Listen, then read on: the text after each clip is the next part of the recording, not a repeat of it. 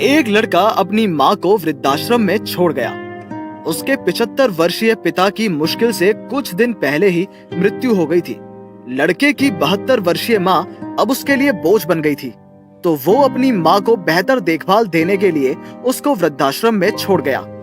पहले पहले लड़का कभी कभार अपनी माँ से मिलने जाता था, लेकिन कुछ ही दिनों में उसने अपनी माँ से मिलने जाना कम कर दिया। उसके बाद से वो कभी कभार ही अपनी माँ को देखने के लिए वृद्धाश्रम में जाता था।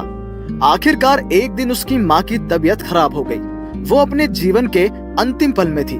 लड़के को वृद्धाश्रम में बुलाया गया और उसकी माँ की हालत की जानकारी दी गई। लड़का अंतिम बार अपनी माँ को देखने गया था, तब उसकी माँ बिस्तर पर पड़ी थी। वो बहुत बीमार थी और उसे बोलने में भी बहुत तकलीफ हो रही थी।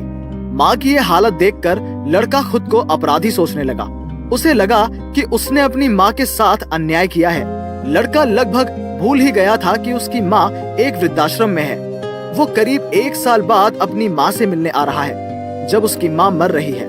उसने अपनी माँ से पूछा, मैं तुम्हारे लिए क्या कर सकता हूँ? माँ ने कहा, कृपया वृद्धाश्रम में नया पंखा लगा दो।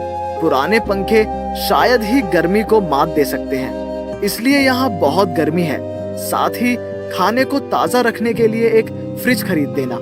यहाँ हमारे लिए फ्रिज नहीं है, इसलिए मुझे ज्यादा समय खाए बिना सोना पड़ता था।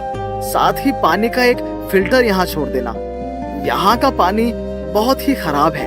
माँ की बात सुनकर लड़का हताप्रभ रह गया।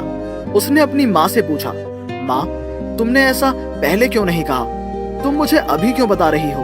आप अपने जीवन के अंतिम क्षणों में हैं। जब आप यहाँ थे तो आपने शिकायत क्यों नहीं की? अब आप ऐसा क्यों कह रही हो? क्या ये अब आपके काम आएंगे? माँ ने जवाब दिया, ये मेरे लिए नहीं है। मैंने अपनी जिंदगी बिताई है। बेटा, ये आपके लिए है। मैं अपनी गर्मी, भूख, प्यास सबको सहती रही हूँ, लेकिन मुझे डर है कि जब आपके बच्चे आपको बुढ़ापे में यहाँ भेजेंगे तो आप इसे सहन नहीं कर पाएंगे, क्योंकि हम आपको बड़ा बनाते समय इन बातों को कभी भी महसूस नहीं होने देते। लड़के के पास अपनी माँ को जवाब देने के लिए कोई शब्द ही नहीं थे। उसे एहसास होता है कि उसने कितनी बड़ी गलती की है। ये कहानी हम सभी के लिए एक चेतावनी है। जैसे जैसे हम बड़े होते हैं, हम अपने जीवन में इतने व्यस्त हो जाते हैं कि हम भूल जाते हैं कि हमारे माता पिता की उम्र हो रही है और वो जीवन भर हमारे साथ खड़े रहे हैं। एक दिन हमारे पास भी उनके साथ खड़े होने का समय होगा। इस कहानी में लड़के जैसी गलती कभी मत करना। अपनी माता पिता से प्यार करो और उनका सम्मान करो।